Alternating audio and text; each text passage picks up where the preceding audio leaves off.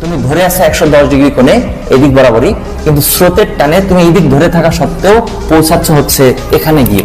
এইটা হচ্ছে তোমার রেজাল্টেন্ট বা লব্ধি। আর এইটাই আমরা দেখতে পারবো।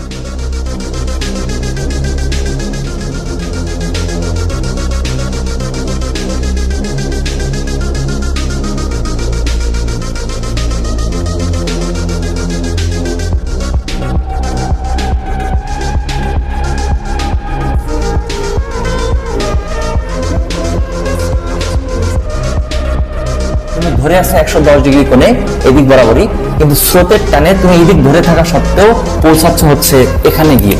এইটা হচ্ছে তোমার রেজাল্টেন্ট বা লব্ধি। আর এইটাই আমরা দেখতে পারবো। তুমি